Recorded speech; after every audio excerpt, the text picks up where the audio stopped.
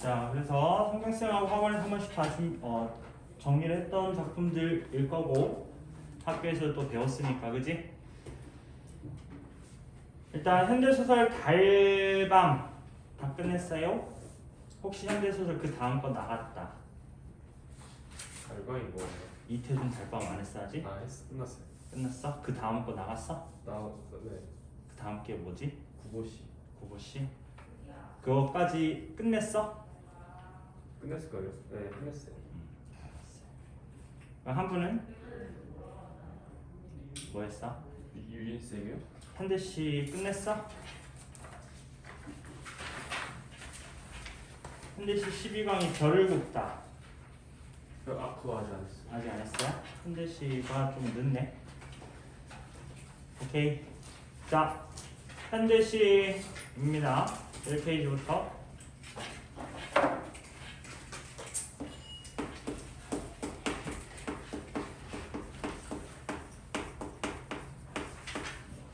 바다와 나비라는 작품을 볼 건데 일단 우리 작가 이야기부터 조금 할게요. 작가를 보시면 김기림이죠. 김기림. 우리 현대문학사 할 때 한번 슥 지나가면서 본 적이 있어요. 요 김기림이라고 하는 아저씨는 1920, 30년대 때 주로 활동했던 아저씨고요. 서구에 있던 모더니즘 이론을 우리나라에 처음으로 소개한 사람이야. 그래서 모더니즘의 아버지 같은 사람이고요. 근데 그 안에서도 우리 모더니즘 안에서도 여러 가지 분류들 그 계파들이 있는데 그 중에서 김기림이 주로 취했던 것은 이미지즘. 이미지즘이라고 하는 것은 객관적인 이미지를 중시하는 거예요. 그래서 어떤 주제라든지 내용적인 측면보다 표현법, 형식적인 측면이 더욱더 두드러진 그러한 경향을 이미지즘이라고 하고요. 우리 이미지즘에 포함을 할 수 있는 작가 김기림이 있고 그리고 또 여러분 잘 아는 정지용, 유리창 쓴 아저씨 그리고 김광균이라고 있어요. 헷갈리면 안 됩니다. 우리 나 작품의 작가가 김광규잖아. 광규 요 아저씨는 저 나중에 60, 70년대 때 활동했던 아저씨고 김광균이 20, 30년대 때 이미지즘으로 시를 주로 창작했던 아저씨입니다. 그래서 김광균 요 아저씨가 쓴 작품 중에 와사등이라는 작품이 있어요. 내 홀로 어디로 가라는 빈 깃발 걸려있다 차단한 불빛 뭐 어쩌고저쩌고 얘기하는 거 그래서 이 정도로 기억하시면 될 것 같고요. 그러면 이 작품도 이미지즘에 따라가겠네요. 자, 아까 뭐라고 했냐면 형식적인 부분이 중시되는 경향일 거라고 했어. 그러면 시에서 내용이라고 하는 것은 얘들아 정서잖아. 정서. 그지? 다시 형식이 중시된다는 얘기는 정서가 죽을 거란 얘기야. 바다와 나비도 똑같이 갈 겁니다. 자, 그러면 제목의 의미 우리 뭐 이미 여러 번 해가지고 다 아는 거예요. 얘들아 바다라고 하는 건 어떻게 해석을 하면 돼요? 냉혹한 현실. 그렇지. 나비는 어떤 존재? 힘이 있어 없어? 없죠. 연약한 존재. 근데 보통 이 나비는 지식인을 상징한다라고 많이 이야기를 해요. 자, 저거를 조금 이해를 돕기 위해서 요때 당시에 우리나라 지식인들 사이에서 이제 유행했던 컴플렉스가 있어요. 현해탄 컴플렉스라고 하는데 이 현해탄이 어디냐면 쓰시마 섬하고 우리나라 사이에 있는 바다, 대한해협이라고 하죠. 여기를 현해탄이라고 하는데 자, 무슨 얘기냐면 그때 당시에 근대 문물들이 우리나라 막 들어오기 시작한단 말이야. 근데 그 근대 문물들의 대부분이 뭐야? 거의 100%가 일본에서 들어와. 일본에서. 그러면 이때 당시 얘들아 신교육, 근대적인 교육을 받은 사람들은 당연히 근대 문명에 대해서 옹호하는 입장이겠지. 그치? 그러면 그 근대 문명을 받아들여야 되니까 누구랑 친하게 지내야 된다는 얘기니? 일본이랑 친하게 지내야 된다는 얘기야. 근데 일본은 무슨 나라야? 원수 나라잖아. 그죠? 이 딜레마에서 오는 컴플렉스를 현해탄 컴플렉스라고 하거든요. 자, 이겁니다. 근대 문명 좋은 거야. 받아들여야 돼. 라고 주장을 하지만 마냥 좋지만은 않더라. 이 얘기를 할 거예요. 자, 그러면 그냥 늦게 들어온 표를 왜 이렇게 통하는지 썩은 물 적어줘. 자, 그래서 그러한 근대 문명을 바라보는 조금은 다른 시각이 드러날 겁니다. 갑니다. 1형부터 아무도 그에게 수심을 일러준 일이 없었기에 흰나비는 바다가 무섭지 않았대요. 자, 1형 정리. 나비는 뭐가? 바다가 무섭지 않았대요.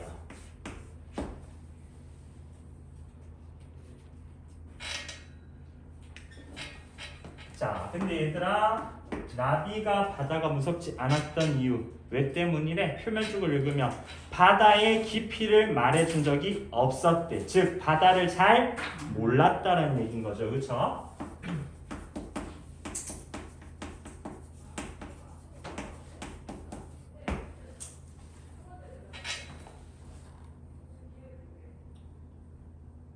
근데 잘 모른다고 해서 다 무섭지 않은 건 아닌 거잖아. 그지? 그 이연을 잠깐 걸쳐서 읽어보면 청무밭인가 해서 내려갔다가 다시 바다에 대해서 잘 몰라. 그래서 바다를 뭐라고 생각한 거니? 청무밭이라고 생각했던 거지. 그지? 그래서 내려갔다가 쫄딱 젖어서 돌아오는 거잖아. 다시 바다를 잘 몰랐어요.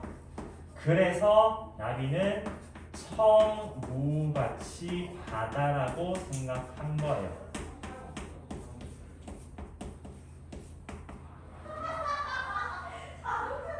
결국 나비가 얘들아 바다가 무섭지 않았던 이유는 어디라고 생각했기 때문? 청무밭이라고 생각했기 때문이야. 그 말은 나비는 청무밭을 가고 싶어 하나 봐. 이랬어요. 그래서 여기를 뭐라고 정리를 할 거냐면 나비는 청무밭이라고 하는 공간을 지향하고 있구나. 그래서 동경이라고 이야기를 할 겁니다.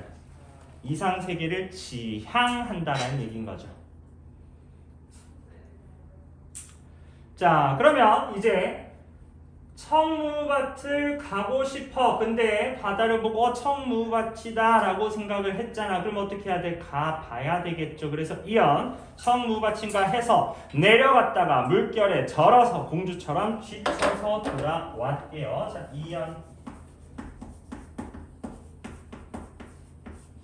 어디로 갑니까? 바다로 갔죠.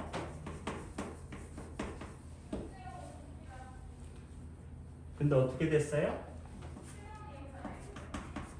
젖어서 돌아왔다.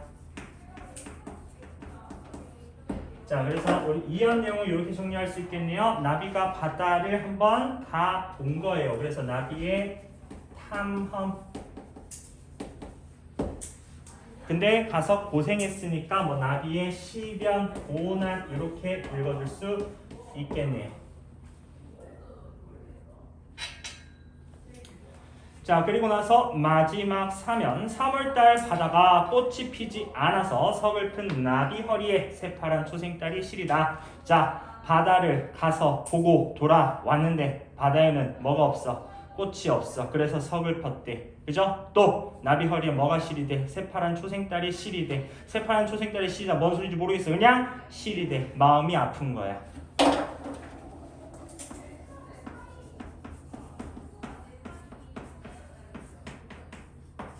나비의 좌절, 뭐 절망감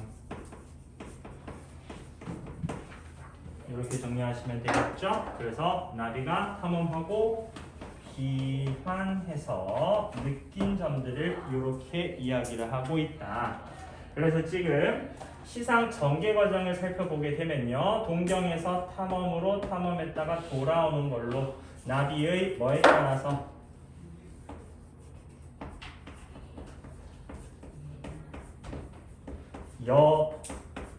여정에 따라서 지금 시상이 전개되고 있는 거잖아요. 그렇죠? 자, 근데 여정이라고 하는 말은 얘들아 언제 뭘 봤다라는 얘기잖아. 그러면 여정이란 말에는 시간과 공간이 모두 내포되는 개념이야.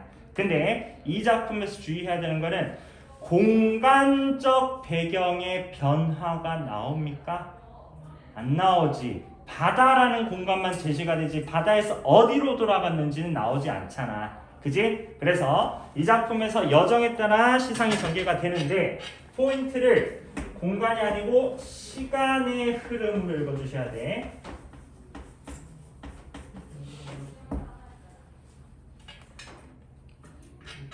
뭐 나한테 물어봐. 쟤도 몰라. 귀환. 이거? 귀환. 글씨 이쁘게 쓸게. 자, 하나 더. 얘들아, 이 작품에서 지금 시간의 흐름에 따라 나비 여정에 따라서 나비가 바다를 대하는 인식의 변화가 생기죠. 그치? 무섭지 않았는데 고생했잖아. 그래서 슬픈 거잖아. 그죠? 그래서 다시 추가로 여정에 따라서 나비의 인식 변화야.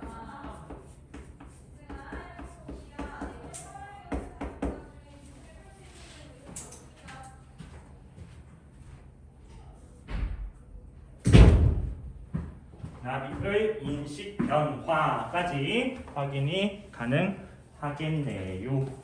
됐습니까? 자, 그러면 전체적인 틀은 이렇게 정리를 하시면 될 것 같고요. 자, 그 안에 있는 시어들을 조금 정리를 해보게 되면 얘들아 크게 두 축으로 나눌 수가 있어요. 나비에 걸리는 시어들 하고요. 바다에 걸리는 시어들 하고요. 자, 일단 우리 색깔부터 확인을 할 수가 있겠는데 나비는 무슨 색입니까? 흰색이죠. 바다는 무슨 색일까요? 파란색, 청색 계열이겠지, 그치? 기본적으로는 청색 계열일 거고, 근데 조금 더 우리가 생각을 한번 해보면 얘들아, 깊은 바다일 것 같아, 그치?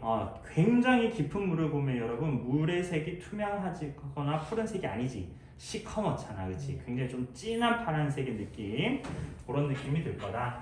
또 나비에 걸리는 시어들을 보게 되면 나비 어떤 날개? 어린 날개. 또 뭐처럼 지쳤대? 공주처럼. 어린과 공주가 지금 나비에 걸리는 시어들인 거죠. 자, 그리고 바다에 걸리는 시어들 어떤 게 있어요? 바다의 깊이, 수심. 또 물결. 또 꽃이 있대 없대?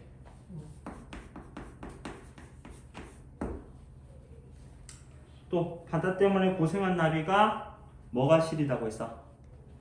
새파란 초생달이 시리다고 했잖아. 여기서 초생달이 시리다라고 하는 거는 약간 초생달이라고 하면 얘들아 둥근 달이 아니잖아. 그치? 빈 달이잖아. 비어있는 달. 뾰족하잖아. 꼭지점이. 그런 느낌으로 이해를 하시면 돼. 날카로운 느낌으로. 자, 그래서 정리를 하면 지금 나비에 걸리는 시어들을 봤을 때 나비의 속성은 아까도 잠깐 얘기했었지만 일단 희다라고 하면 보통은 순수함으로 가죠. 또 어리고 공주 같다, 뭐 순진한가 봐요. 또 세상 물정을 잘 몰라요. 또 연약해요. 이런 의미들로 가져가시면 될 것 같고, 바다 청색이에요. 깊이가 있고 물결, 꽃은 없고 날카롭습니다. 그래서 바다라고 하면은 냉혹한, 위험한, 또 생명력이 전혀 없는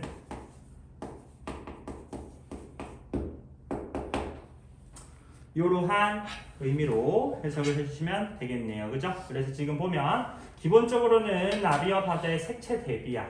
근데 색채 대비라고 하는 건 보통은 필연적으로 의미의 대비까지 같이 따라갈 거예요. 그래서 이렇게 정리를 하시면 될 것 같고요. 표현상의 특징으로 봤을 때 우리 마지막 연의 마지막 행을 보시면 새파란 초생달이 시리대.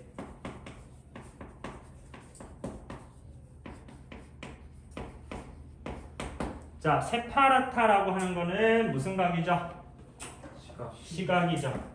시린 것은 촉각이죠. 자, 시각을 지금 촉각으로 넘겨버렸네요. 이런 거 우리 뭐라고 했죠? 공감각적 심상, 감각의 전이라고 하죠. 또 전체적으로 봤을 때 얘들아 종결 어미가 반복됩니다. 죄다 뭘로 끝났어? 다로 끝났죠. 우리 다는 무슨 형? 평서형이죠. 평서형 어미를 지금 반복하고 있습니다. 자, 평서형 어미를 반복하게 되면 어떤 효과를 가져올 수 있을까요? 단정적. 긍정적? 이거 긍정적이었어. 단정적. 단정. 단호. 근데 우리 이 작품에서 포인트를 잡으셔야 되는 거는 자, 추측형 어미와 평서형 어미를 비교를 해봤을 때 그럴까와 그렇다의 차이점. 그럴까라고 하는 거는 전달하는 사람, 화자의 주관성이 포함이 되는 거잖아. 근데 그렇다라고 하면 그냥 보여지는 그대로 제시만 해주는 거잖아. 그래서 이렇게 쓸 거야. 객관성을 부여하는 거. 다시 이 작품에서 평서형 포인트는 객관성 부여라고 했어. 자, 이 작품에서는 정서가 있니 없니? 감정이 드러나니 안 드러나니?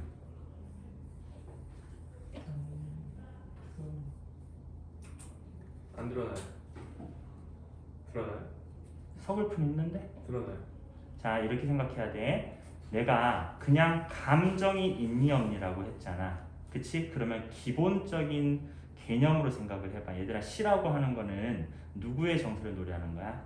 화자의 정서를 노래하는 거야. 그럼 아무 말도 붙이지 않고 그냥 감정이 있니 없니라고 하면 화자의 감정을 묻는 거야. 그치? 화자의 감정은 있어 없어? 없어요. 화자의 감정은 없지. 그치? 근데 뭐의 감정이 있는 거야? 나비, 시적 대상의 감정이 있는 거야. 그치? 그럼 화자는 지금 시적 대상을 뭐 하는 사람이야? 그치, 관찰하는 사람인 거잖아. 이해됐어요?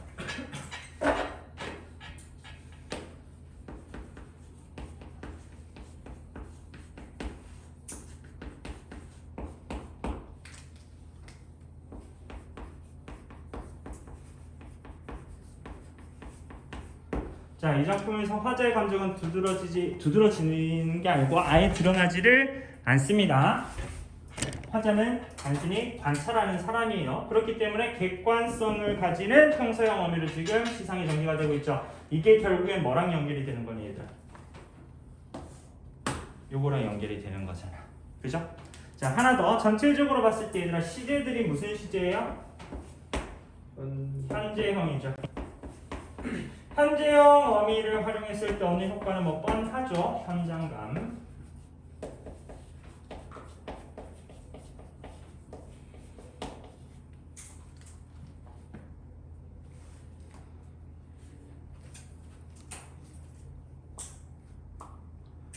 됐어요? 이렇게 정리하시면 되겠네요. 자, 근데 여기서 우리 문제 풀다가 하나 나오긴 했었는데 이 작품에서 얘들아 나비가 궁극적으로 추구하는 거는 무밭이니 꽃이니? 궁극적으로 추구하는 건 무밭이야 꽃이야? 꽃이지. 꽃이 안 피어서 서글픈 거잖아. 그러면 처음 무밭인가에서 내려간 이유는 뭐 찾으러 간 거야? 꽃 찾으러 간 거야. 이해됐어요? 그래서 여기서 나비가 궁극적으로 추구하는 걸 물으면 얘들아 무밭이 아니고 꽃이라고 하셔야 돼. 자, 바다와 나비 작품 봤습니다. 다음 나 작품으로 내려갈게요.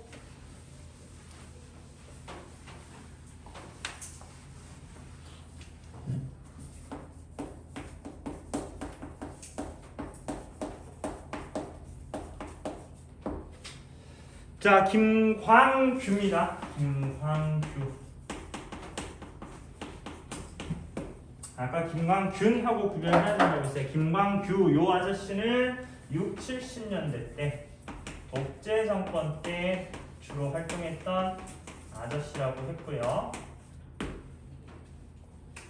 그래서 이 김광규 아저씨는 일종의 참여 시인 계열이라고 생각을 하셔도 돼요. 자, 우리 몇 번 본 적이 있어요. 참여 시인이라고 하는 것은 현실 문제에 시인들도 적극적으로 참여하자, 즉 저항하자, 목소리를 내자를 주장했던 작가들이라고 했어. 누구 있었니?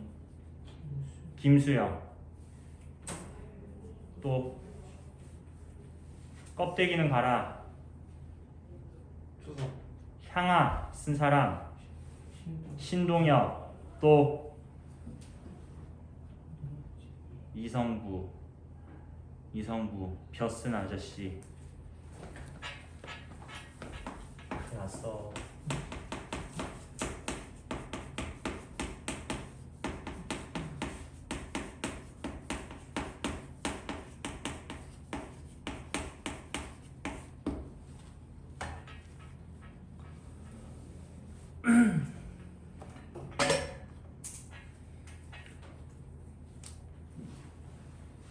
그죠? 얘네들 같은 경우는 우리 자주 나오는 작가들이고 작품들도 굉장히 좀 많은 편에 속하기 때문에 알아두면 좋다. 그지? 심해가지고 또 졸리지 또 이현진하고 정다현이는 멍하지 또.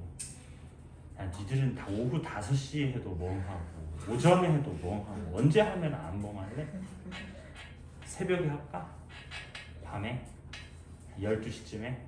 12시 너희 한창 핫할 시간 아니야? 자, 그래서 그러면 얘도 비슷하게 가겠네요. 독재 정권에 대해서 뭐 저항하자 비판하는 이런 목소리가 나올 것 같아. 자, 근데 제목을 보니까 얘들아 안개의 나라야. 안개. 누가 봐도 긍정의 의미는 아닐 거잖아, 그죠? 그러면 부정적인 나라란 얘기네. 시대 상황 끌고 들어가면 결국 독재 정권 하에 한국 사회를 얘기하는 제목이 되겠다. 자, 볼게요. 언제나 안개가 짙은 안개의 나라에는 아무 일도 일어나지 않는다. 어떤 일이 일어나도 안개 때문에 아무것도 보이지 않으므로. 다시 아무 일도 일어나지 않는다. 왜? 안개 때문에 보이지 않으므로.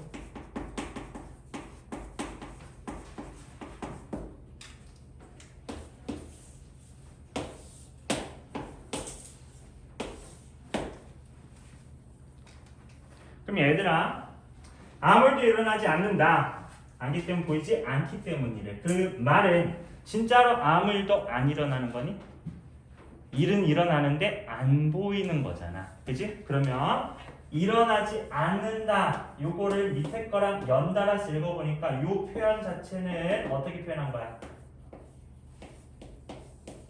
반어적으로 표현한 거죠. 그치? 안 일어나는 게 아니고 안 보이는 거잖아. 자, 그래서 안개 속에 사노라면 안개에 익숙해져서 아무것도 보려고 하지 않는다.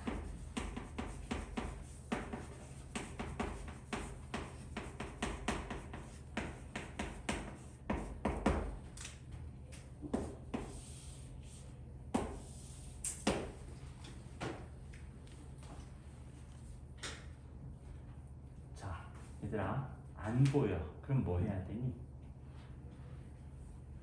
봐야지. 방법을 찾아야지. 그치? 후레쉬를 찾든가 시력을 키우든가 안경을 쓰든가. 그치? 뭔 소리인지 모르겠으면 어떻게 해야 되니? 계속 봐야지. 이해가 될 때까지. 안 헤어져 어떡하니 그러면? 밥 먹을 때도 쳐다보고 화장실 갈 때도 쳐다보고 쳐다봐야 될 거 아니야. 그치? 다시 보이지 않는데, 그래서 보려고 하지 않는데 라는 말은 안 보이는 상황에 순응하고 그대로 받아들이는 태도인 거잖아. 그죠? 보려고 하지 않는다라고 하는 말은 결국 현실을 있는 그대로 순응하는 자세이잖아. 그러면 이러한 현실에서 현실을 그대로 순응하는 사람들은 긍정이야, 부정이야? 부정이죠. 그죠? 부정이죠.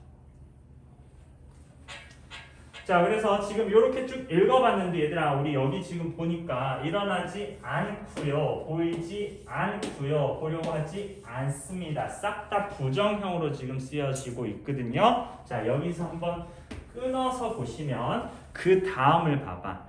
안개의 나라에서는 들어야 한다, 커진다, 산다, 긍정형으로 바뀌어버리죠. 그럼 대략 여기를 기준으로 시상이 뒤집히겠구나라는 게 예측이 되죠. 그치? 위에서는 지금 싹 다 부정형이야. 부정형. 밑에서는 싹 다 긍정형이란 말이에요. 그 위에 거는 왜 부정일까? 얘들아 여기서 지금 얘기하는 것들 쭉 정리를 해보니까 결국 부정적인 현실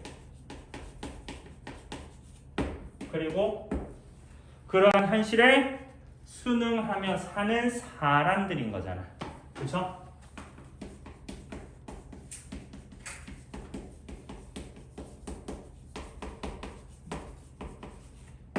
얘네들을 뭐 하는 거다? 비판하는 거다. 그러니까 싹 다 서술어들이 부정형으로 풀린 거네. 그죠? 자, 그러면 이렇게 살면 안 된다는 얘기예요. 그럼 어떻게 살아야 돼? 다음 보세요. 안개의 나라에서는 들음으로 보려 하지 말고 어떻게 해야 되는데? 들어야 한다.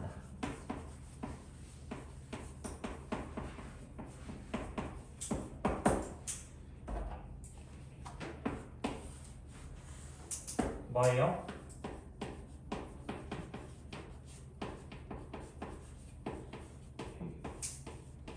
해결책이죠. 해결 방안이지. 그 다음 듣지 않으면 살 수 없기 때문에 귀는 자꾸 커진다.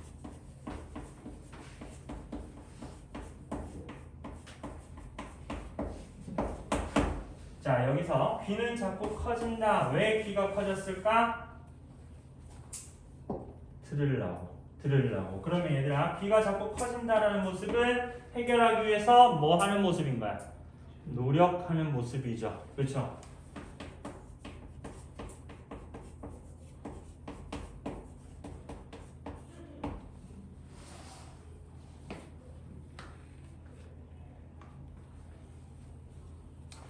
하얀 안개 귀를 가진 토끼 같은 사람들이 안개의 나라에 산다. 그러면 이러한 모습을 가지는 사람들이 누구인 거야?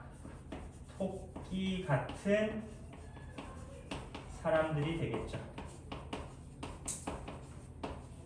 자, 근데 봐봐요.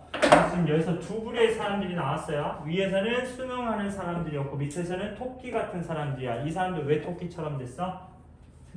노력하다 보니까. 그렇지? 그러면 이 사람들은 얘들아 나쁜 놈이야 아니야? 아니지. 얘네들은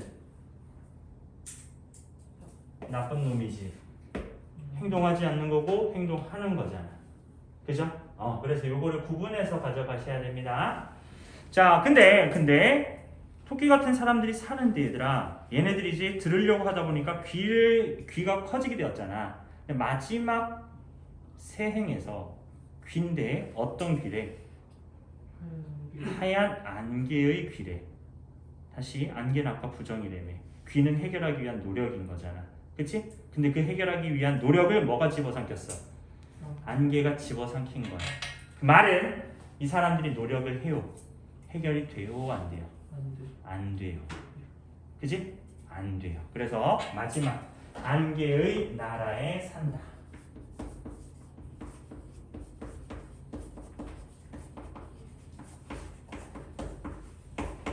라고 하는 것은 결국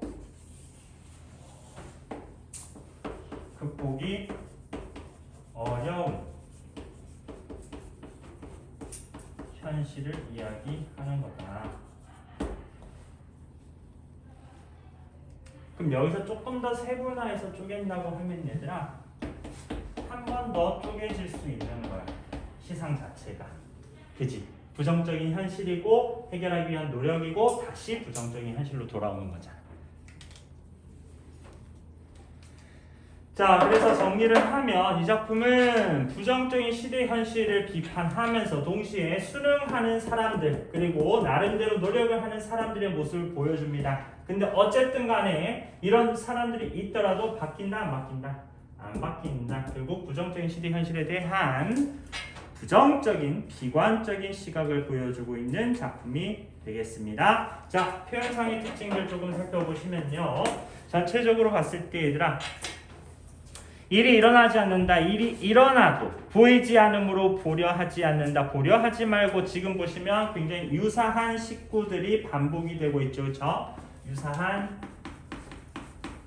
시구가 반복이 되고 있습니다.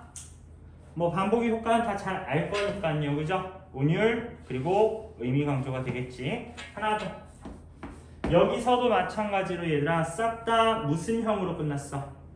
앉는다, 앉는다, 한다, 커진다, 산다. 싹 다 평서형이죠.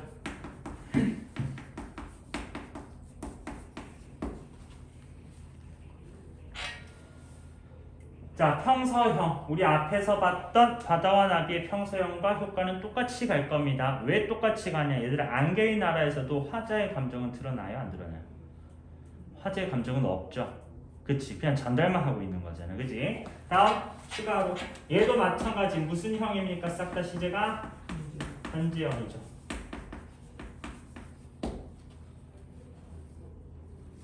자, 그럼 지금 가나 작품의 표현상의 공통점이 벌써 두 가지가 나왔어요. 평서형과 현재형. 그지? 하나 더. 가에서 바다와 나비 색깔 나왔죠. 나에서 안개. 무슨 안개래? 어떤 색이야? 하얀색이지. 얘도 색채 이미지 있네. 차이점. 가에서는 흰색과 푸른색이 대비되죠. 나에서는 색채 대비 있어 없어? 없지.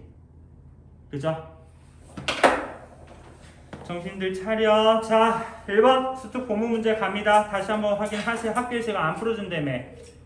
너희가 직접 풀어 확인하시고. 자, 1번 보세요. 바로 갑니다. 정답은 4번이죠. 다시 가에서는 흰색 푸른색, 나에서는 흰색. 단 대비는 가에만 있다고. 색채 대비는 가에만 있다고. 다음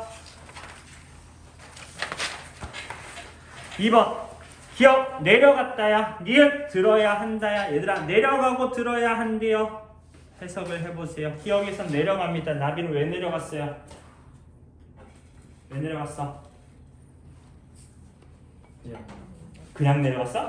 그거 보려고. 잘 몰라서 네. 청 무받친 줄 알고 내려간 거잖아. 그지? 다음 니은에서 들어야 한대. 얘들아 들어야 한다는 건 무슨 소리였어? 해결 방안이었잖아. 그죠? 그럼 정답은 5번이죠. 다음 3번 보시면 3번 보기에서 블라블라 이야기를 하고 있는데 이게 뭔 소리냐면 얘들아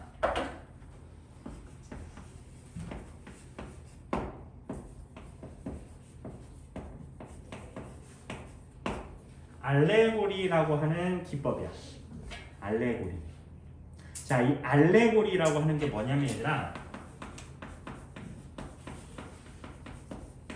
우의적 말하기야. 우의적 말하기가 어떤 말하기게? 직설적 말하기야? 간접적 말하기야? 간접적 말하기를 우의적 말하기라고 하죠. 그죠? 이 알레고리라고 하는 개념이 굉장히 범주가 넓어요. 예를 들면 내가 어떤 주장을 전달하기 위해서 속담을 인용했어. 그것도 알레고리에 포함시킬 수 있어. 좀 더 효과적으로 표현하기 위해서 다른 대상에 빗대어 표현했어. 비유도 알레고리에 포함할 수 있어. 근데 일반적으로 알레고리라고 하게 되면 좀 범위를 쫙 좁혀가지고 뭘로 얘기를 할 거냐면 우화로 얘기를 할 거야. 여러분들이 아는 우화 뭐가 있어요? 이솝우화. 이솝우화 보면 얘들아 슬리퍼가 말을 하지. 양탄자가 날아다니고 양탄자가 말하는 슬리퍼 이야기 몰라? 이솝우화 안 읽었니? 이거밖에 몰라요. 개미와 배짱. 개미야. 그래.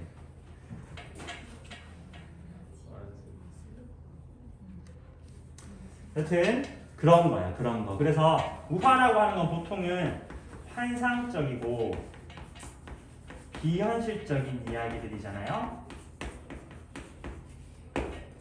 다시 환상적이고 비현실적인 이야기를 활용해서 주제를 전달하는 거를 알레고리라고 해. 여러분들 이제 고전 산문 진도 나가면 고전 산문 문학사도 할 건데 우리 고려 시대 때 얘들아 우화의 계열에 포함시킬 수 있는 문학 양식이 하나 있었어. 가전체라고. 공방전 이런 거 했던 거 기억나니? 그치? 엽전 이야기인데 사람처럼 표현한 것들 있잖아. 그쵸? 그런 것들도 어떤 측면에서 알레고리에 포함을 시킬 수 있다. 그러면 다시 한번 짚어보자. 바다와 나비에서는 얘들아 근대 문명의 냉혹함을 얘기하고 싶은 거잖아. 그거를 누구의 여행으로 설명했어? 나비의 여행으로 설명했잖아. 그죠? 다음, 나 안개의 나라에선 독재 정권 하에 한국 현실을 얘기하고 싶었지. 그거를 토끼 같은 사람들이 사는 안개의 나라로 설명했잖아. 이런 걸 뭐라 한다고? 알레고리. 자, 그러면 문제 바로 가겠습니다. 적절치 않은 거예요. 정답은 5번이고요. 자, 나에서 토끼 같은 사람들이 하얀 안개 길을 가졌다. 얘들아, 여기 다시 안개 길을 가졌다는 얘기는 어떻다? 극복이 어렵다. 비관적인 미래인식인 거죠. 5번에 뭐가 틀렸어? 이겨냈을 때의 상황 아니죠. 그죠? 자, 되셨으면 3페이지부터 문제풀이 갑니다. 1번. 자, 이 시의 표현상 특징에 대해 적절치 않은 것입니다. 나머지는 다 읽어보시고요. 정답은 4번이죠. 화자의 감정이 풍부한 정감. 다시 한번 이 작품에 화자의 감정 있다고 없다고? 없다고. 화자는 무슨 입장이라고? 관찰자 입장이라고요. 자, 5번 잠깐 보시면 사상이나 관념보다 회화적, 얘들아 회화적이 뭐야? 이미지, 그림 같은. 결국 회화적 심성을 중시한다. 이미지즘 설명입니다. 다음 2번 볼게요. 나비의 속성 적절치 않은 거 정답 5번. 대범하다가 뭐니 얘들아? 용기. 좀 약간 쿨한 것도 대범하다라고 표현할 수 있을 것 같고요. 그죠? 좀 담대함, 간이 큰 사람들, 그지? 다음 3번. 작품의 주제를 드러내는 방식 전체적으로 봤을 때 얘들아 표현상의 특징 중요한 걸 짚으면 정답은 1번이 되겠네요. 대조와 상징, 나비랑 바다로 둘 다 설명 가능하지. 나비 바다의 대조, 나비 바다는 둘 다 상징인 거니까. 자, 2번 잠깐 볼게요. 서사적 구성이 얘들아 서사적 구성. 서사가 뭐게요? 이야기. 그러면 서사적 구성을 취하려면 뭐가 필요하니? 갈등. 김지일이 필요하지. 그럼 서사가 돼? 안 되잖아. 뭐가 필요해? 김지일이 죽었다가 필요해. 또 뭐가 필요해? 왜 때문에 죽었다가 필요하잖아. 이런 걸 뭐라 그래? 인물, 사건, 배경이라고 하잖아. 그죠? 자, 그래서 서사적 구성을 취했다라고 하려면 얘들아 인물, 사건, 배경이 등장해야 돼. 근데 보통 시에서 서사적 구성으로 가게 되면 형식이 산문시로 가. 줄글 형태의 시, 산문시로 갈 거야. 다음 3번 점층적인 반복입니다. 얘들아 점층이 뭐예요? 커져요. 점점 커지고 강해지고 세지고 심화되는 거잖아. 그쵸? 자, 여기서 반복되는 거라고 한다면 나비 정도가 반복인데 얘들아 나비가 지금 점층되고 있니? 점층과는 거리가 멀죠. 그죠? 다음 4번에 음악성을 강조. 얘들아 기본적으로 음악성 강조라고 하면 보통은 고전시가야. 마지막 5번 풍자와 해양. 누가 봐도 이거는 전혀 웃기지 않았잖아요. 그죠? 정답은 1번 가져가시고요. 다음 4번 이 시의 어미가 갖는 효과. 얘들아 어미의 효과 물어봤으니까 어미 두 가지 잡아야 돼. 무슨 형 무슨 형? 평서형, 현재형. 그렇지. 그럼 정답은 2번이죠. 자, 1번부터 보세요. 사건 서술하는 서사성. 얘들아 아까 했어. 이 작품 서사성 아니라고. 다음 3번 잠깐 볼까요? 화자의 의지적 성격. 얘들아 화자의 의지 있어 없어? 없어. 화자의 감정 태도 전혀 없다. 다음 4번에 일상적인 삶의 모습이니 얘들아 이거 뭐라고 했어? 앞에 봐. 우화라고 했잖아. 환상적이고 비현실적 이야기라고 했잖아. 이게 어떻게 봐서 일상적인 삶의 모습이야? 틀렸죠. 다음 5번에 강연의 마지막에 가군을 처리. 가군이라고 하는 건 끝글자를 맞춰주는 거야. 다다다 이걸로 설명할 수 있기는 하죠. 그죠? 근데 그 뒤에 외형률을 지닌 정형시. 얘들아 외형률 정형시는 고전시가야. 3음보 4음보 3, 4조 4, 4조 요럴 때 외형률 정형시야. 정답 2번. 다음 5번 보기. 흰나비를 근대적 지식인으로 해석할 수 있대요. 그러면 흰나비는 뭐라고 할까? 근대 문명 좋은 줄 아는데 가보니까 힘들더라. 정답 1번. 다음 6번 의미 내용이 이질적인 거 다른 거 의미가 혼자 긍정으로 가는 거 있죠. 정답 몇 번? 3번. 자, 다음 7번 해에게서 소년에게라는 작품인데 요거는 우리 현대문학사 그 할 때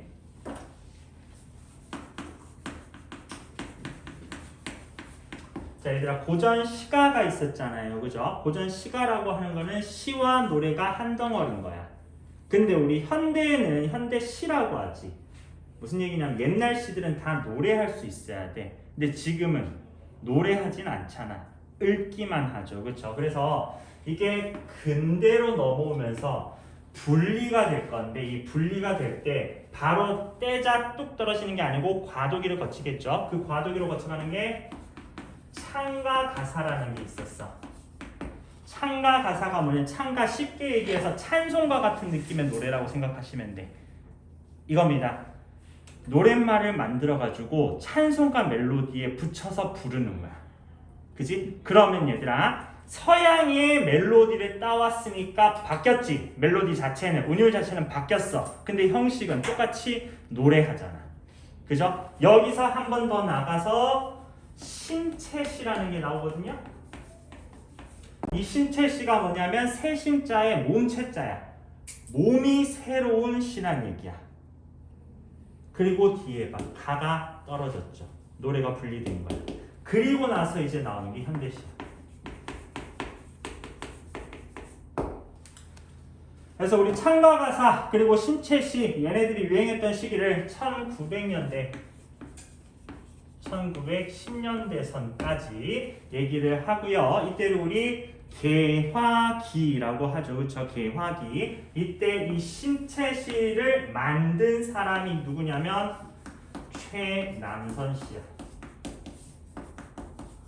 이 최남선 씨의 대표작이 뭐냐면 해에게서 소년에게입니다.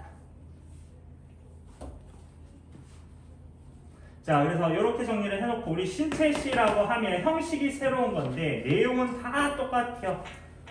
무슨 기였다고? 개화기였다고. 그럼 뭐에 대해서 얘기해야 되겠니? 근대 문명에 대해서 얘기하겠지. 근데 그거 좋다고 해야 돼? 싫다고 해야 돼? 좋다고 해야 돼. 개화기잖아. 자, 봐봐. 우리 그전 시대 때 얘들아 흥선대원군이 뭔 짓거리 했어? 척화했잖아. 척화. 나라의 문을 굳게 잠그고. 그래가지고 어떻게 됐니? 조선 다 말아먹었지. 뭐 그래서 망했는지 아니면 망할 때 돼서 망했는지 모르겠지만 그렇죠? 그래서 그 뒤에 나오는 지식인들은 싹 다 뭐라고 하냐면 역으로 가자고 해.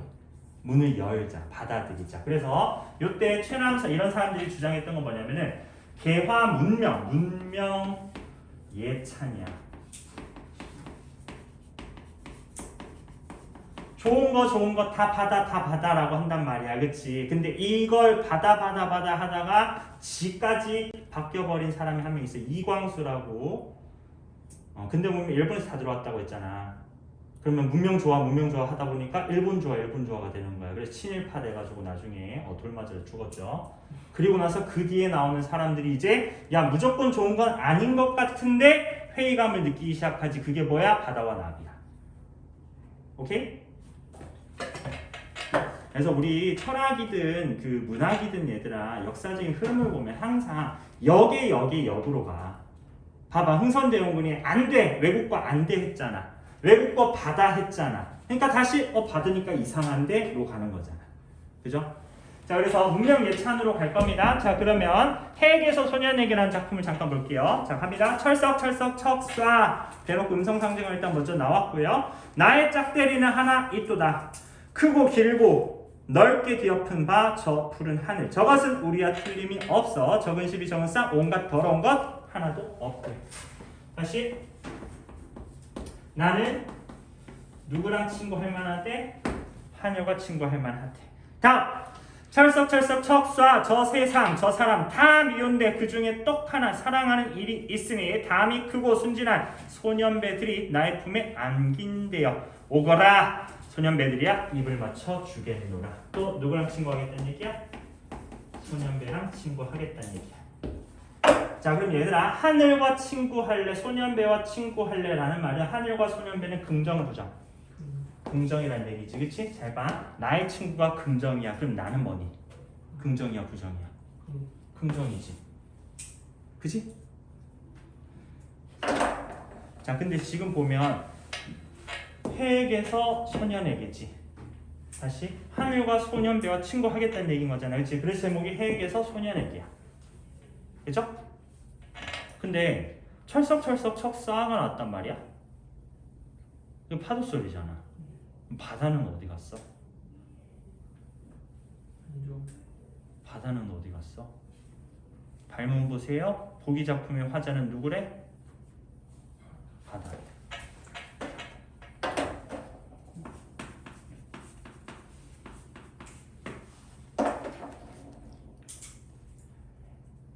자, 그러면 이 작품에서 바다와 하늘과 소년배들이 다 긍정적인 속성으로 해석이 됩니다. 그쵸? 자, 다시 올라갈 거예요. 신채시는 뭘 주제로 한다고? 문명 예찬을 주제로 한다고. 그럼 문명 예찬의 문명은 긍정이라는 얘기죠. 그죠? 그럼 바다와 하늘과 소년배는 뭘 상징하는 거예요? 문명, 희망찬 미래. 오케이? 그러면 대충 봤을 때 얘들아, 바다와 나비에서 바다는 긍정이야 부정이야? 부정이지. 여기서 바다는 정답 몇 번이니? 2번. 자, 다음 8번 문제 가겠습니다. 바다와 나비 적절치 않은 것은 얘들아, 이 작품에서 시선 이동한다 안 한다? 안 한다. 정답 2번. 다음 9번입니다. 내재적 의미만 주목하리. 얘들아, 작품만 놓고 해석하라는 얘기야. 절대론적으로 해석하라는 얘기죠. 정답이 1번이고요. 자, 2번 보시면 작가야.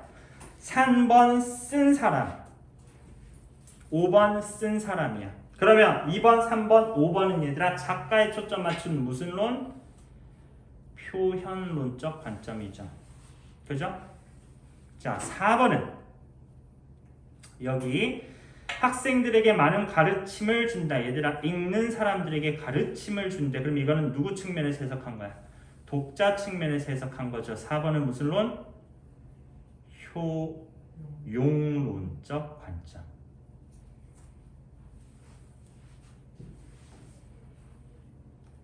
다음 10번 갑시다. 보기 밑줄 친 시어 중에서 기억, 바다와 함축적 의미가 유사한 거 부정적인 시련의 공간 찾아가시면 되겠죠. 자, 보기, 나비가 또 여행을 떠났어. 근데 이번 여행에서는 얘들아 어디에 지친 거야?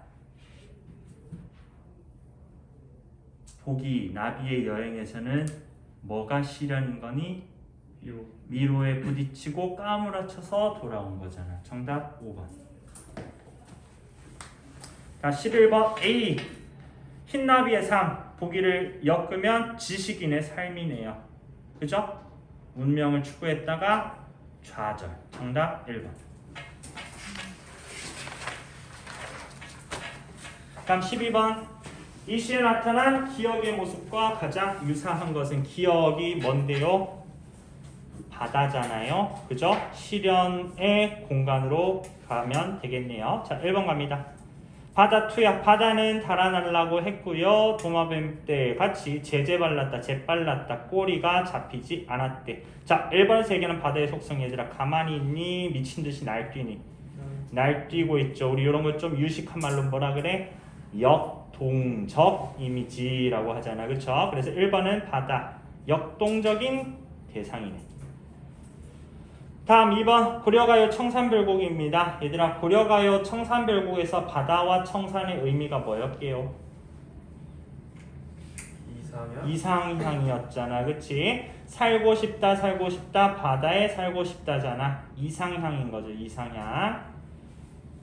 다음 3번 일동장유가. 자, 배방에 누워서 내 신세를 생각하니 가뜩이 심란한데 대풍이 일어났어. 태산 같은 성낸 물결이 천지에 자욱합니다. 큰 배가 나뭇잎 휘날리듯 하늘에 올라갔다가 땅 끝까지 떨어졌대요. 배 아니죠. 바다 건너가고 있죠. 뭘 만났어요? 풍랑우를 만났어요. 그래서 뭐 하고 있어요? 고생하고 있는 거죠. 정답 3번이네요. 다음 4번. 그 먼 나라를 알으시니까 신석정 작가의 작품이고요. 산비탈 타고 내려오면 흰염소 풀 뜯고 옥수수 밭 해는 저물어 물소리 구슬피 들려오는 아무도 살지 않는 어떤 느낌이야? 한적하고 평화로운. 그치? 역시 여기서도 이상향을 상징하고요. 5번 아까 한 거네요. 여기서 바다 뭘 의미한다고? 운명. 그지? 정답 3번. 다음 13번 볼게요. 이 시가 보기를 고쳤습니다. 얘들아, 그럼 보기에서 작품으로 쓰여진 거죠. 그쵸? 그러면 두 개 차이점을 보시면 보기에서는 지금 색채어가 싹 다 빠져있죠. 그냥 나비고 그냥 무받치잖아. 정답 2번. 다음 14번. 이거 문제 나한테 설명해 줄 사람. 답 찾았니? 이상하지? 그치? 응, 지웁시다. 다음 15번 볼게요. 표현상 특징입니다. 일단 1번은 당연히 해결이 되는 거죠. 그치? 다음 2번. 대상을 객관적 심상으로. 얘들아, 객관적 심상이란 건 결국 이미지잖아. 이미지로 제시한다는 얘기야. 해결돼 그러면? 이거 이미지즘이잖아. 오케이? 다음 3번. 거대한 바다와 연약한 나비 대비 맞아요? 맞대요. 5번 봐. 간결하고 단호한 중 냉정함을 얘들아, 냉정함을 잃지 않고 있다라는 말을 이렇게 읽어줘. 감정을 절제했다. 그럼 해결돼요? 그럼 정답은 일단 4번이 될 거야. 자, 봐봐. 바다와 나비를 사상적으로 깊이 관련시키고 있다라고 했는데, 사상적으로 깊이 관련시킨다는 건 얘들아, 내재적 의미를 파고 들어간다는 얘기죠. 그치? 근데 이 작품에서는 뭘로 전달하고 있어? 객관적인 심상으로 전달하고 있는 거잖아. 이미지라고 하는 건 얘들아, 속으로 파고 들어가는 거, 껍데기야. 껍데기지. 그지? 그래서 사상적으로 깊이 관련시키고 여기가 틀린 거란 얘기야. 그래서 지금 보시면 2번하고 4번 선지가 서로 충돌하는 선지라고 읽어주시면 될 것 같아요. 됐어요? 다음 16번 가겠습니다. 거리가 먼 것은 정답은 2번이 되겠죠. 자, 보세요. 자연 친화에서 이미 벌써 지워졌어야 돼. 하나 더. 목가적이라고 나왔는데 얘들아, 목가가 뭐니? 목동이 사는 집이 목가야. 그럼 목가적 분위기가 뭔데? 이런 광경을 그려보면 되겠죠. 푸른 초원입니다. 양들이 평화롭게 풀을 뜯고 있습니다. 개가 미친 듯이 뛰고 있고요. 목동은 나무 그늘에서 멸치모자 뒤집어 쓰고 자고 있어요. 이게 목가적 분위기야. 그래서 목가적이라고 하면 서양적인 전원이야. 서양의 시골 풍경. 이해됐어요?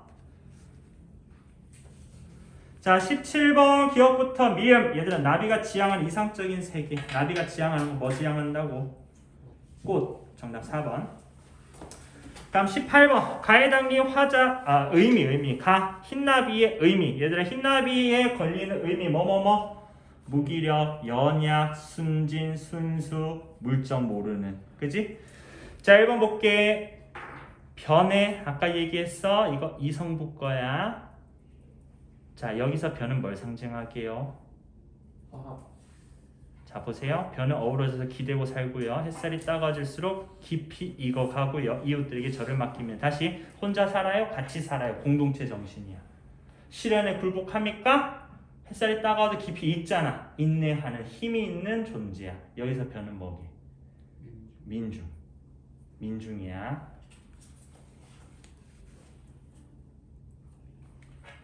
그럼 강인한 존재인 거잖아. 다음 갈대입니다. 언제부턴가 갈대는 속으로 울고 있었대. 밤이었을 것이다. 갈대는 몸이 흔들리고 있는 것을 알았대. 지금 현재 상황에서 갈대는 얘들아 뭔가 좀 힘든 상황인가 봐. 그치? 시련을 겪고 있는 거죠. 그죠?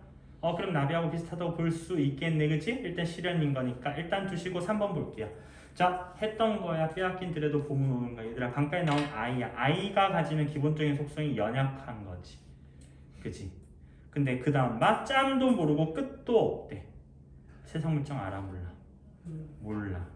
그러면 2번은 시련을 겪는 거고 3번은 순진순수 연약 세상 물정을 모르는 거야. 뭐가 더 많이 걸리니? 3번이 더 많이 걸리지. 그지? 3번이 정답이 되겠냐. 참고로 2번에서 갈대는 얘들아, 여기에서만 보면 갈대의 시련인데 저 작품 전체적으로 가면 갈대가 이 시련을 결국 이겨내요. 다음 4번. 아랫목에 모인 9마리의 강아지야. 이 강아지는 뭘 뜻하냐면 자식이야. 자식.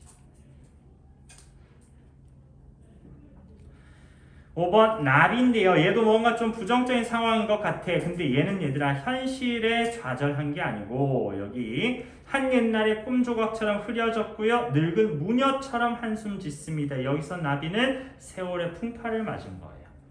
늙은 나비야. 늙은 나비.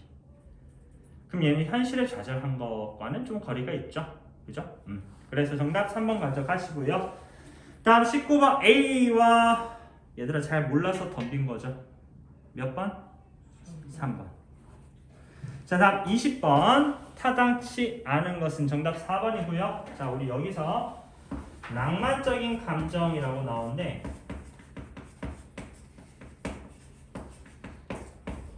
얘들아, 낭만적인 감정이라고 하는 거는 이상을 꿈꾸는 것 또는 몽상적인 것. 몽상이 뭐니? 상상의 나래를 펼치는 걸 몽상이라고 하잖아. 그쵸? 다시 낭만적 감정이라고 하는 것은 이상과 몽상에 대해서 이야기를 하는 건데 자, 바다와 나비라는 동화적 상상력의 산물과 결합되어 이거 아까 했던 거야. 나비와 바다는 동화적 상상력의 산물. 알레고리 이야기죠. 우의적 말하기. 그치? 근데 낭만적인 감정이라고 써야 돼. 이 작품에 이런 감정 나와? 다시 한 번 더. 이 작품에 화제의 감정이 있어?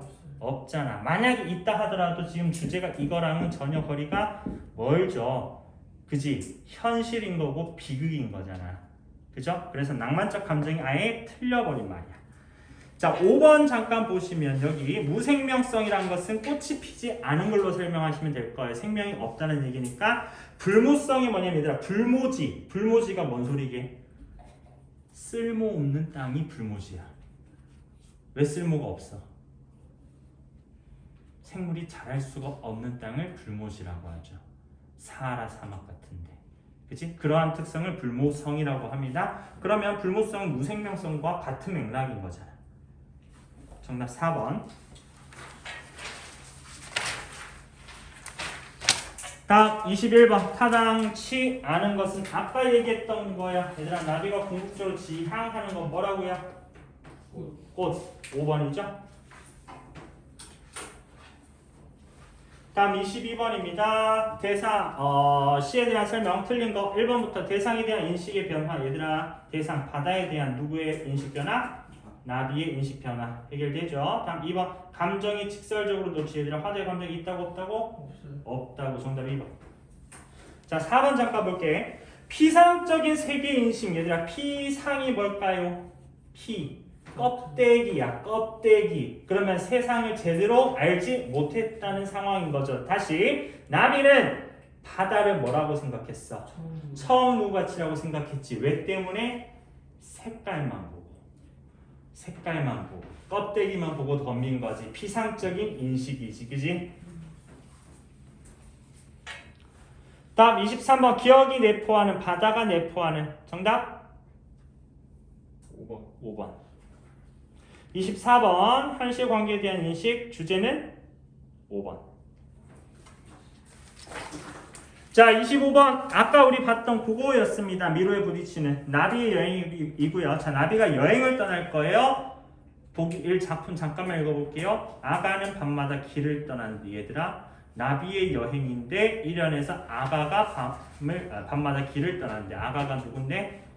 나비겠네. 그러면 아가라고 표현한 것만 봐도 순수, 순진, 연약 다 해결되죠. 다음 보기 2로 갑니다. 이것도 아까 본 거네. 나비 1연 험상궂게 거쳐간 추녀 및 날개 찢어진 늙은 노랑나비. 얘들아 보기 1이든 보기 2든 둘 다 연약한 존재의 나비죠.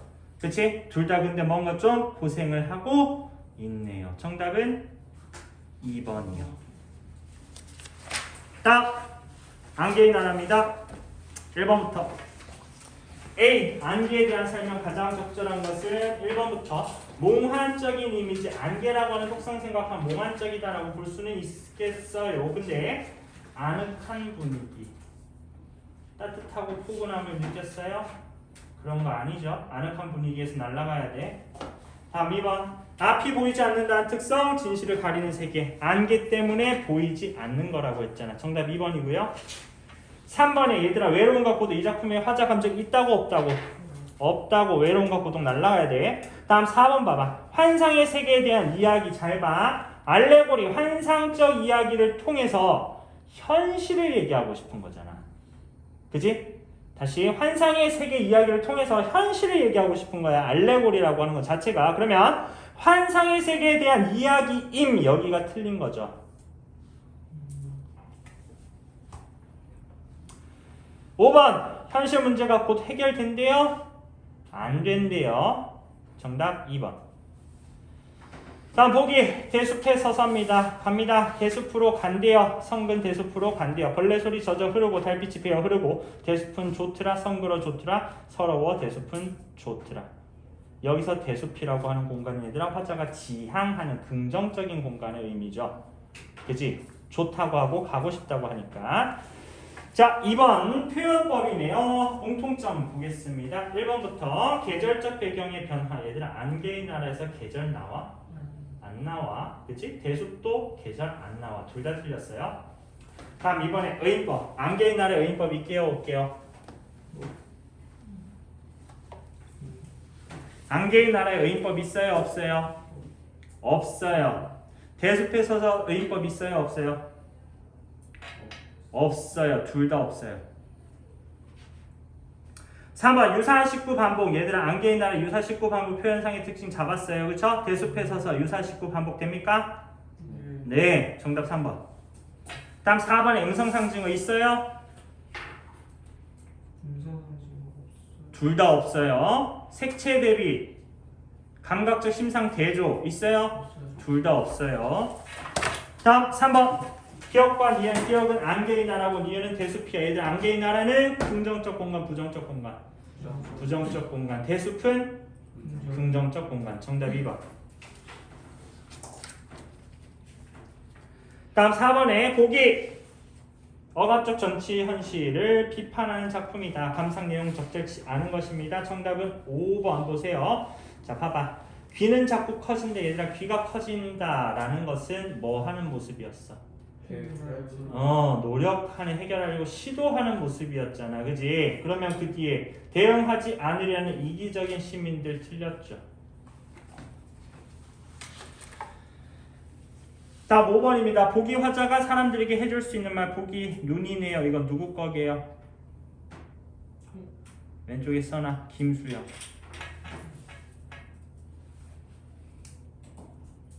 자, 뭐 하세요? 기침하지요. 왜 기침하는데요? 가래를 뱉어내려고. 그럼 가래를 뱉어내고 어떤 상태로 돌아가자고 얘기하는 거니? 눈과 같은 상태로 돌아가자고 하는 거야. 그래서 눈을 보고 기침하자는 거잖아. 그치? 깨끗해지자라는 얘기인 거죠. 그러면 얘들아 눈의 화자가 윗글의 사람들. 자, 여기 사람들은 이 사람들이 되어야 되겠죠. 요 사람들. 그치? 보려고 하지 않는 사람들. 보려고 하지 않는 사람들 행동해야 하네. 안에 가만히 있는 거지. 그치? 근데 여기서 화자는 뭐 하지? 행동하자는 거잖아. 정답은 5번.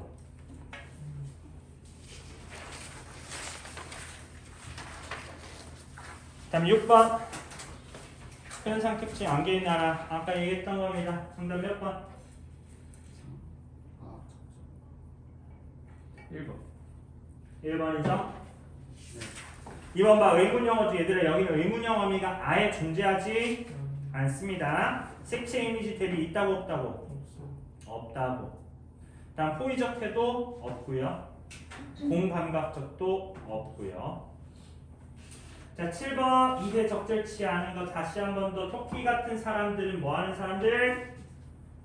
행동하는 사람들, 노력하는 사람들. 정답 5번이죠?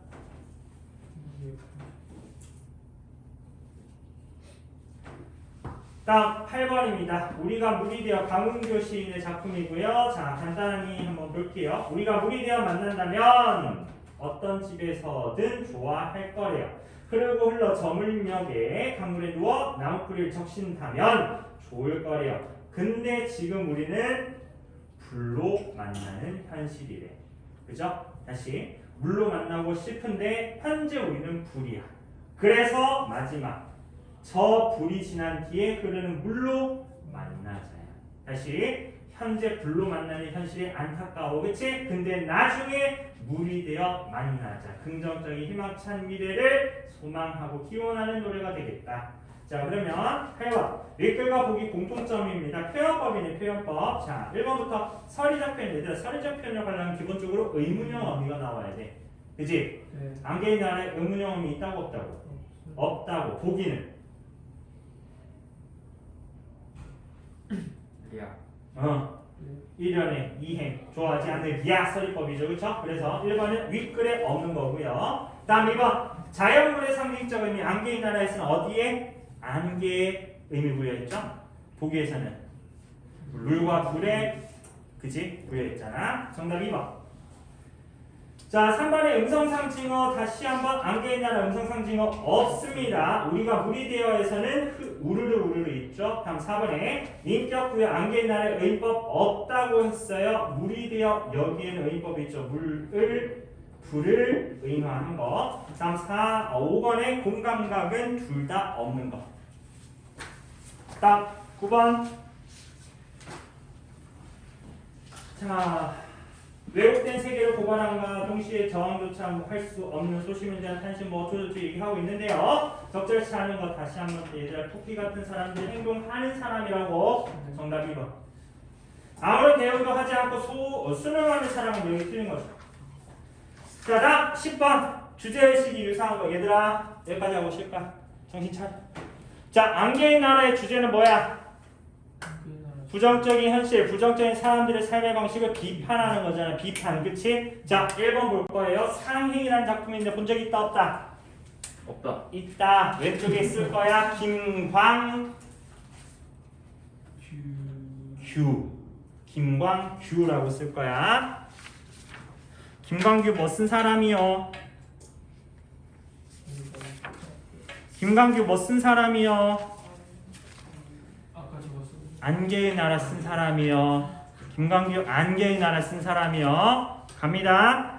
황혼 속에 고함치는 원색의 지붕들 동그라미. 잠자리처럼 파들거린 TV 안테나들 안테나 동그라미. 흥미있는 주간지 동그라미. 고개를 끄덕여 밑줄. 농약으로 질식한 풀벌레 오름 네모. 심야방송이 잠든 뒤에 전파소리 네모. 듣기 힘든 소리 네모. 귀 기울이지 마라 밑줄. 확성기 동그라미. 힘찬 노래 동그라미. 고속도로 동그라미. 자동차 소리 동그라미. 경쾌하냐 밑줄. 자 그럼 지금 작품들을 보니까 얘들아 동그라미 친 것들은 긍정이고 네모 친 거는 부정이네요. 그죠? 근데 동그라미 친 것들의 공통점을 봐봐. 원색의 지붕, TV 안테나, 주간지, 확성기, 노래, 고속도로, 자동차. 전통이니 근대니?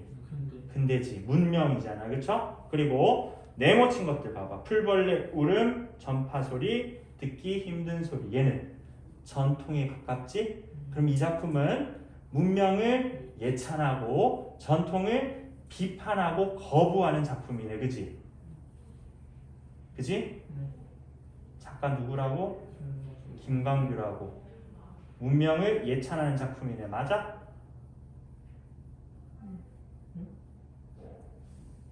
다시 작가 누구라고? 김광규라고. 무슨 시인이라고? 참여 시인이라고. 현실의 문제를 고발하고 저항하자고 주장하는 사람들이 참여 시인이라고. 그지? 그러면 이런 작가 김광규는 문명을 예찬하는 거야? 싹 다 반어야. 싹 다 반어야. 그래서 상행은 우리 모의고사에도 여러 번 출제가 됐었어요. 이 반어법을 모르는 순간 주제가 완벽하게 반대로 뒤집혀. 다 반대로 읽어야 돼. 다시 지붕, 안테나, 주간지 보면서 끄덕이지 말라고. 풀벌레 울음소리, 전파소리, 듣기 힘든 소리에 귀 좀 기울이라고. 확성기마다 울려나오는 힘찬 노래, 자동차 소리 경쾌하지 않다고. 이해됐어요? 정답은 그러면 1번. 자 2번 볼게요. 무등을 보면 얘들아 무등산을 보면입니다. 자 무등산을 봤는데 오른쪽 단이야. 산이 무릎 아래 난초를 기르듯 우리는 우리 새끼들을 기를 수밖에 없다. 뭔 소리게?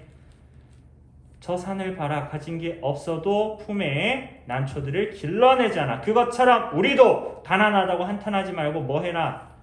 결혼해라. 애 낳아라. 그 얘기야. 산을 본받자는 얘기야. 다음 3번. 들길에 서서 지구를 디디고 사는 것은 기쁘대요. 생활에 슬퍼도 좋대요. 푸른 별을 바라보재요. 하늘 아래 사는 거룩한 나의 일과리요. 다시 생활이 힘들어도 뭘 보자? 별을 보자.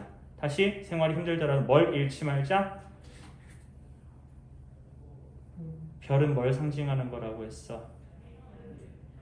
희망. 희망을 잃지 말자야. 극복 의지입니다. 극복 의지.